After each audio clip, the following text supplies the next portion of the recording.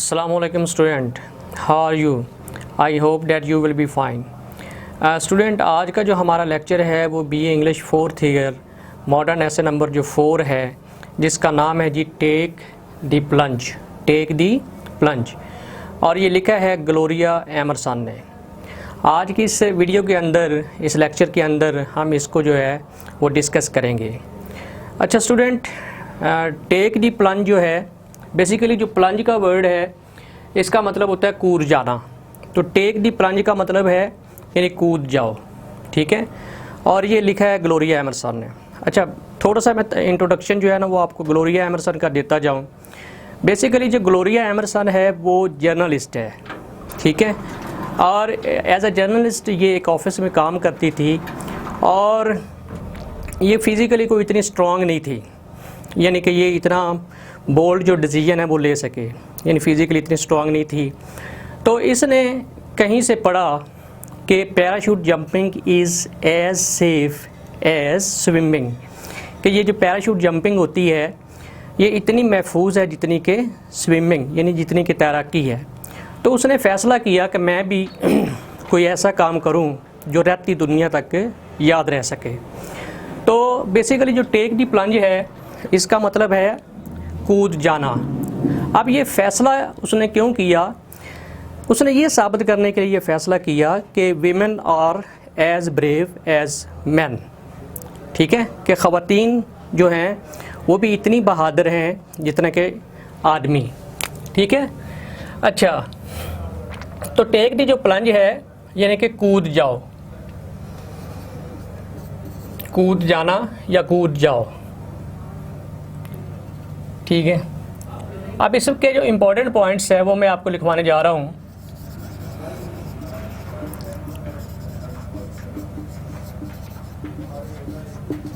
Important points. अच्छा, अब इसमें तो सबसे पहले जो मैंने इंट्रोडक्शन में बात की थी कि she was a journalist by profession, पेशे के लिहाज से वो जर्नलिस्ट थी। एक पॉइंट इसका हम बना लेते हैं, the author was a journalist by profession, ठीक है।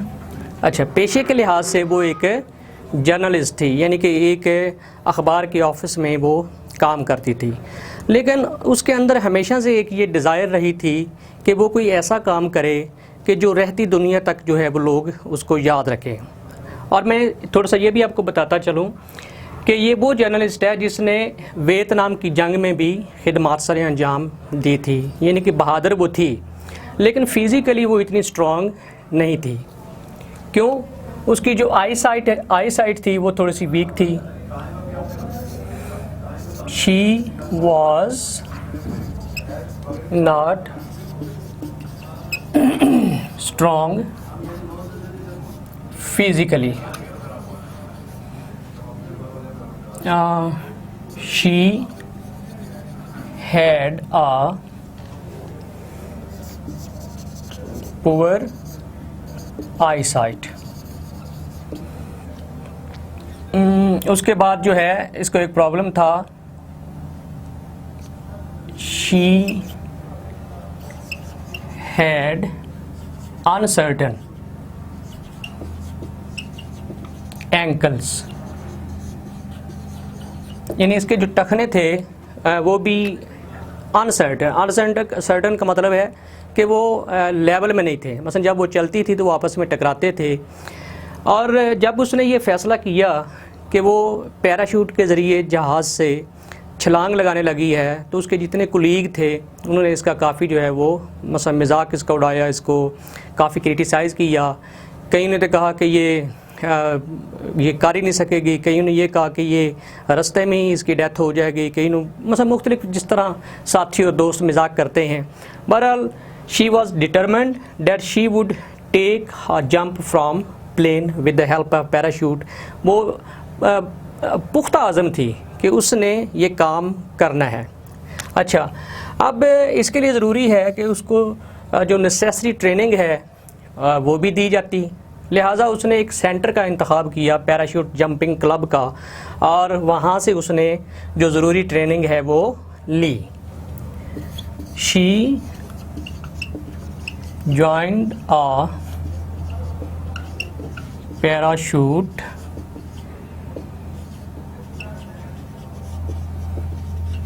jumping club to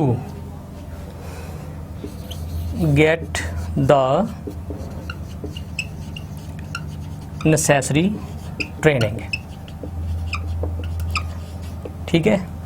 अब पैराशूट जंपिंग क्लब जिसका ऑनर जो था वो ग़ालिबन उसका नाम जो था वो जैकस आइसिल था, ठीक है, उससे ये मिली और पैराशूट जंपिंग जो क्लब है उसमें ट्रेनिंग ली, इसको ट्रेनिंग दी गई, और ट्रेनिंग जब पूरी हुई तो इसको एक स्मॉल जो प्लेन है जिसका नाम मतलब सेसना 180 जो एक छोटा सा त्यारा होता है उसमें इसको सवार करवाया गया और इसको जो किट है वो पहनाई गई। ठीक है। अच्छा, उसके बाद क्या हुआ, she boarded Cessna 180 with a male companion।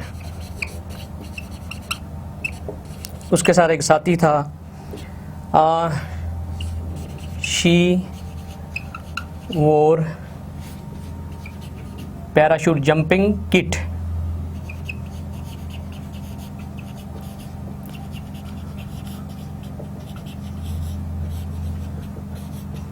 लेनी यहाँ तक तो जो ऐसे है वो बयान कर रहा है कि उसने ट्रेनिंग कहाँ से हासिल की और वो कैसे जो उसने फ़ैसला किया और किसके साथ वो उस सेसना जो 180 जो त्यारा है जो स्मॉल एक प्लेन है उसके अंदर सवार हुई और किस तरह उसने जंप करना है। अच्छा, यहाँ तक तो सिर्फ मैंने ये डिस्क्राइब किया है। ठीक है। अच्छा, इसके बाद स्टूडेंट आपको मैं थोड़ा सा डिफरेंट तरीके से बताने की कोशिश करूँगा, क्यों कि ये जो ऐसे है ये उसकी जो फीलिंग्स हैं before and after the jump, ठीक है, यानी प्लंज कूदने से पहले, पैराशूट के ज़रिए जंप लेने से पहले उसकी फ़ीलिंग्स क्या थी और पैराशूट से जंप लेने के बाद उसकी जो फीलिंग्स हैं वो क्या थी। क्योंकि पहले तो वो बड़ी डिटरमेंट थी, मैंने ये करना है वो करना है। अब उसने उस पर अमल कर लिया, उसने ट्रेनिंग ले ली है, सारा कुछ कर लिया है, लेकिन उसके बाद उसकी जो फीलिंग्स हैं उनमें चेंजिंग आती रही है। यानी शूट के ज़रिए जंप लेने से पहले उसकी फ़ीलिंग्स और जंप लेने के बाद उसकी फ़ीलिंग, आपने इसके ऊपर ज़रूर फोकस करना है। क्यों कि इन फीलिंग्स के ऊपर जो है वो क्वेश्चन यूनिवर्सिटी आपसे पूछ सकती है पेपर में। वो पूछ सकती है कि what were Emerson's feelings after the end before the jump, यानी जंप लगाने से पहले इसकी फ़ीलिंग क्या थी और जंप लगाने के बाद इसकी जो फीलिंग है वो क्या थी।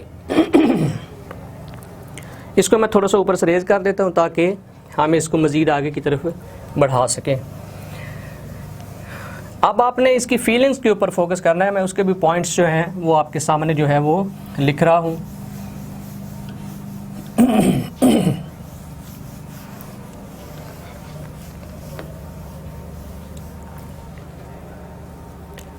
अच्छा, अब जब इनके इंस्ट्रक्टर ने कहा कि जंप लगाओ, यानी जब एक मखसूस हाइट के ऊपर, when they got the height of 20,000 feet, जब वो प्लेन है जो जहाज़ है सेसना 180 जब वो 20,000 की बुलंदी पे पहुंचा तो इंस्ट्रक्टर ने कहा जंप, यानी कि आप यहाँ से आपने जंप लेना है।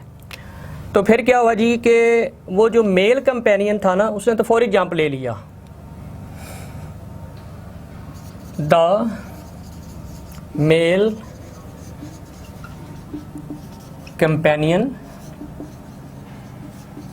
जंप्ड एट वंस, क्योंकि वो मेल था और मेल की थोड़ी सी जो है वो सिचुएशन डिफरेंट होती है, फीमेल की ज़रा डिफरेंट होती है, लिहाजा उसको कोई खौफ नहीं फील हुआ, उसने फौरी जो है वो जंप ले लिया। अच्छा, अब इसके बाद जो इसकी फीलिंग्स हैं उनमें चेंजिंग आना शुरू होगी। जब उसने नीचे देखा, डेफिनेटली वो कम हाइट नहीं थी, 20,000 फीट जो है वो कम हाइट नहीं थी, तो she got nervous,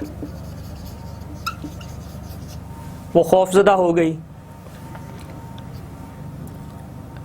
she felt parachute as a burden, उसे वो जो पैराशूट जो किट उसने पहनी हुई थी वो उसे ऐसे लगने लग पड़ा जैसे ये मेरे ऊपर बहुत ज़्यादा बर्डन है। अच्छा, उसके बाद क्या है, she wanted to go to washroom. ये भी एक साइकोलॉजिकल इफेक्ट होता है कि जब इंसान टेंशन में आता है तो उसको वॉशरूम की याद जो है वो थोड़ा सा तेज़ी से आना शुरू हो जाती है। लिहाजा वो टेंशन में थी, परेशान थी, सैड थी, लिहाजा she wanted to go to washroom, वो वॉशरूम की तरफ जाना चाहती थी। उसके बाद क्या हुआ जी, she held the iron rod very firmly. उसका जहाज़ के दरवाजे के साथ जो एक रॉड लगा होता है, जो आयरन रॉड होता है, वो उसके साथ चिपक गई। ठीक है, यानी वो दरवाज़ा अब खुला हुआ है, लेकिन वो जब उसने नीचे देखा तो उस वक्त उसकी कैफियत जो है वो चेंज हो गई, लिहाजा वो उसके साथ चिपक गई। और फिर क्या हुआ, उसकी जो हार्ट बीट है, her heart beat got higher rate, यानी वो जो पल्सेशन है वो बढ़ गई। इससे हमें ये पता चलता है कि शी वॉज टोटली नर्वस, वो बिल्कुल खौफज़दा थी, वो जंप लेना नहीं चाह रही थी, लिहाजा अब वो मुश्किल में पड़ गई है कि मैं करूं क्या। मैंने ये डिटर्मिनेशन भी कर ली है, मैंने ये फ़ैसला भी कर लिया है, मैंने ये सब कुछ कर लिया है, लिहाजा अब मेरे लिए बड़ा मुश्किल हो रहा है कि मैं कैसे जो है वो पीछे हटूं और कैसे मैं आगे बढ़ूं। जब ये सब कुछ हुआ तो उसका जो इंस्ट्रक्टर था, जो उस वक्त ये सारी कैफियत को देख रहा था, वो गुस्से में आ गया और उसने चीख के कहा गो। ठीक है, जब उसने गो कहा, शी टुक द प्लंज, तो फिर ग्लोरिया एमरसन जो है वो कहती है कि मैंने छलांगे लगा दी। अच्छा, उसके बाद जो है फिर उसकी फीलिंग्स जो हैं वो काबिल बयान है। उसने बाहर जब जंप लगाया तो उसने फील किया there was a loud voice of the Cessna 180 plane. उसके जो इंजन की आवाज़ थी वो बहुत ज़्यादा थी। और फिर उसने क्या फील किया जी, the gusts of wind slapped on her face, यानी वो जो तेज़ हवा के थपेड़े थे वो उसके चेहरे के ऊपर पड़ रहे थे। और उसके साथ क्या हुआ कि उसकी आँखों से और उसके नाक से जो पानी है, जो लिक्विड है, वो डिस्चार्ज होना शुरू हो गया। वाटर स्टार्टेड डिस्चार्जिंग, यानी बहना शुरू हो गया।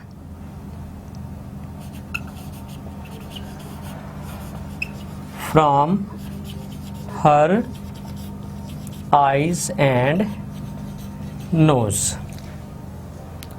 अच्छा, अब स्टूडेंट मैं आपको ये भी बात बताता चलूँ जो कि एक कॉमन प्रैक्टिस है, और इस ऐसे के अंदर भी उसका ये जिक्र किया गया है कि ये जो बिगिनर्स होते हैं इनके साथ जो पैराशूट को टाई किया जाता है, बांधा जाता है, वो एक ऑटोमेटिक डिवाइस होती है।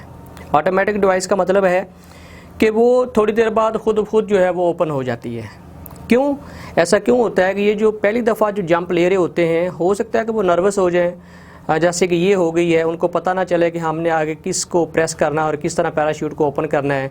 या हो सकता है कि वो रास्ते में ही अनकॉन्शियस हो जाए और सीधे धड़ाम से वो पैराशूट खोले ही ना और धड़ाम से वो ज़मीन पे गिरे, उनकी डेथ हो जाए। लिहाजा इससे बचने के लिए ये जो ट्रेनिंग देते हैं वो क्या करते हैं कि जो लोग पहली दफ़ा जंप ले रहे होते हैं उनके साथ ये एक ऑटोमेटिक जो डिवाइस है जो ऑटोमेटिक ओपन हो जाती है उसको टाई कर देते हैं। लिहाजा जब उसने थोड़ी देर वो जंप लिया तो थोड़ी देर बाद ही उसकी वो जो पैराशूट है वो एक प्लॉप से, एक झटके से जो है वो ओपन हो गई। इसको मैं ऊपर से थोड़ा सा रेज़ कर रहा हूँ ताकि आपको मज़ीद इसके पॉइंट्स लिखवा सकूँ।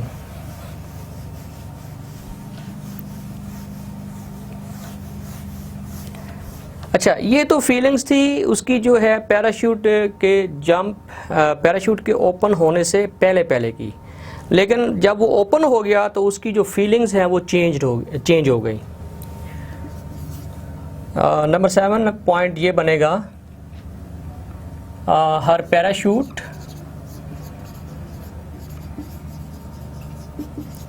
Opened with plop. एक झटके के साथ वो पैराशूट ओपन हो गया और उसके बाद उसकी फीलिंग चेंज होना शुरू हो गई। हर फीलिंग्स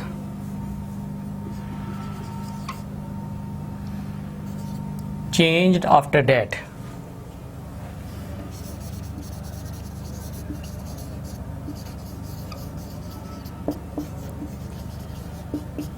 ठीक है, यानी जब वो पैराशूट खोला तो उसके बाद उसकी जो फीलिंग्स हैं वो तेज़ी से जो है वो बदलना शुरू हो गई।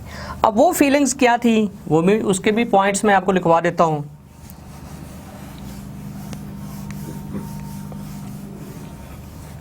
अच्छा, सबसे पहले जो उसने फील किया वो क्या था जी, मैं पॉइंट्स की यानी इसके नंबरिंग करता जा रहा हूँ।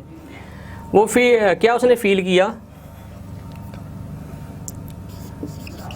there was an utter calm in the sky. There was no more loud voice of the plane. अब वहाँ पे प्लेन की जो है वो आवाज़ नहीं थी बल्कि एक सुकून की जो है वो कैफियत थी, क्योंकि वो काफ़ी नीचे आ गई थी और प्लेन जो है वो काफ़ी आगे जा चुका था, तो लिहाजा वहाँ पे एक मुकम्मल खामोशी थी। अच्छा, उसके बाद क्या है जी, द स्काई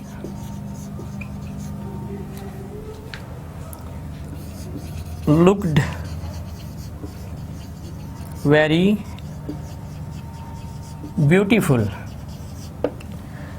आसमान की तरफ उसने देखा, यानी आसपास वो देख रही थी, ऊपर देख रही थी, तो जो आसमान का नीला रंग था वो बहुत विविड था, बड़ा वाज़ेह था और एक मुकम्मल सन्नाटा था, खामोशी थी।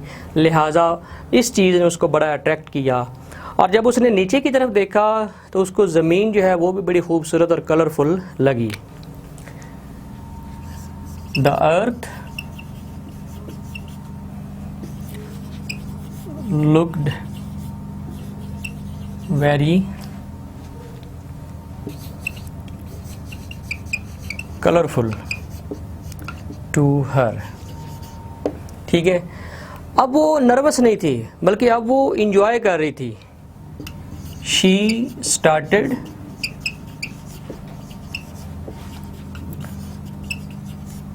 enjoying the experience, experience,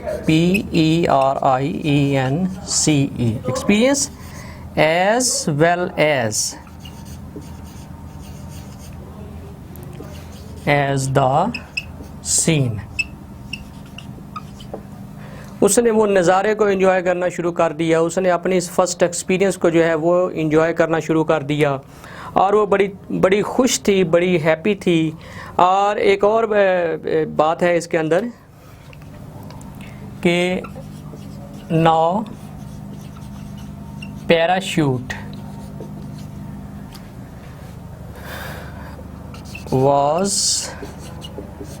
like a toy in her hands। अब पैराशूट जो है वो ऐसे ही उसके हाथ में था, उसकी जो नॉब्स थी जिससे वो लेफ़्ट और राइट जो है वो मूव करती थी, वो नॉब्स को जिस तरफ घुमाती थी पैराशूट उस तरफ मूव कर जाता था, लेफ़्ट पे घुमाती थी लेफ़्ट पे मूव कर जाता था, ठीक है। तो उसको ऐसे लगा कि जैसे पैराशूट मेरे लिए एक टॉय, एक खिलौना बन गया हो। तो वो अब पहले वो जंप लेना नहीं चाहती थी, लेकिन अब कैफियत ये है कि she did not want to land on the earth. अब वो ज़मीन के ऊपर लैंड नहीं करना चाहती थी। She wanted to remain in the sky, in the space, in the open sky for a long time. यानी वो इसको काफ़ी देर तक इसको इंजॉय करना चाहती थी, लेकिन उसको आखिरकार वो जो पैराशूट है उसने वो आहिस्ता आहिस्ता नीचे आता गया और उसको लैंड करना था। अच्छा, इस ऐसे के अंदर हमें ये भी बताया गया है कि बिगिनर्स जो होते हैं उनको लैंड एक ख़ास टेक्निक के ज़रिए करवाया जाता है। उनको लैंड जो है वो सैंड पिट, एक रेत का एक ढेर होता है, उसके ऊपर उनको ना लैंड करवाया जाता है, क्योंकि लैंडिंग के अंदर एक ख़ास टेक्निक होती है। ये जो बड़े एक्सपीरियंस्ड पर्सन होते हैं वो पैराशूट को एक ख़ास सिमत में, डायरेक्शन के साथ, एक ख़ास रफ्तार के साथ जो है वो लैंडिंग करते हैं, और फिर उनको उसके साथ थोड़ा सा रनिंग भी करनी पड़ती है, भागना भी पड़ता है कि कहीं ऐसा ना हो कि वो पैराशूट उनको घसीट के आगे ले जाए और उनका जो बॉडी है उस पर ज़ख़म आ जाए, चोटें आ जाए। लिहाजा ये जो बिगनर्स होते हैं इनके पास तो ये टेक्निक नहीं होती, उनके पास तो ये एक्सपीरियंस नहीं होता, क्योंकि उन्होंने पहली दफ़ा ये एक्सपीरियंस किया होता है। तो लिहाजा उनको जो है वो लैंड करवाया जाता है एक सैंड पिट के ऊपर, रेत के बने हुए एक टीले के ऊपर, ढेर के ऊपर, ताकि उनको कोई चोट ना लगे। अच्छा, इस तरह इसको भी लैंड करवाया गया। She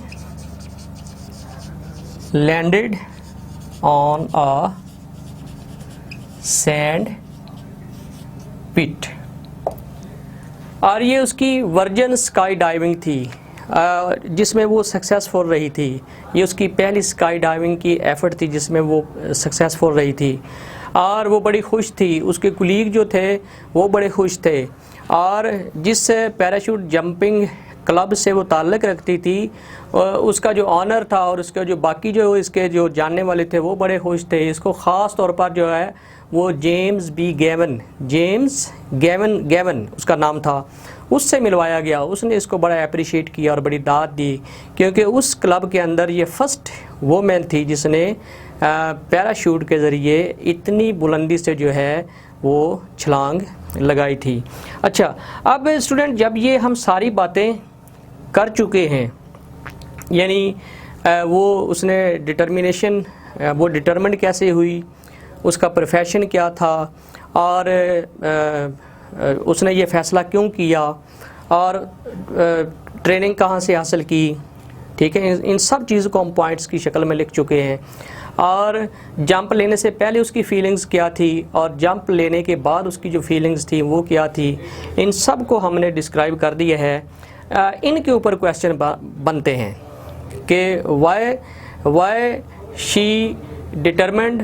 she determined to jump, to plunge, to take the plunge with the help of parachute. वो क्यों डिटरमिन्ड थी कि वो उसने जहाज़ से पैराशूट के ज़रिए जो है वो छलांग लगानी है, तो उसका भी आंसर यही पॉइंट्स होंगे। अच्छा, क्वेश्चन आ सकता है कि write Emerson's feeling before and after the jump, ठीक है, कि जंप लेने से पहले उसकी फ़ीलिंग्स क्या थी और जंप लेने के बाद उसकी फ़ीलिंग्स क्या थी। तो वो सारी फ़ीलिंग्स जो वो जंप लेने से पहले हैं और उसके बाद जो हैं वो भी मैंने लिख दी हैं। अच्छा, अब इसका मैसेज क्या बनता है, वो क्योंकि ग्लोरिया एमरसन ने ये किया है तो कोई मैसेज कन्वे किया है ना, वो तो जर्नलिस्ट थी, वो राइटर है, उसको इतना जो है वो ये मतलब बहादुरी का काम करने की क्या ज़रूरत थी। तो मैसेज क्या बनता है, उसका मैसेज जो है, इसके ऊपर भी क्वेश्चन आ सकता है कि what is the message of the ऐसे, कि इस ऐसे का जो है वो मैसेज क्या है। तो मैसेज एक ही हमारी समझ में आता है, वो ये है कि इसमें ये है जी, अब ये मैसेज मैं लिखवा रहा हूँ जो कि बड़ा इम्पोर्टेंट है। मैसेज ऑफ द ऐसे, ठीक है। इसका जो है वो मैसेज क्या है?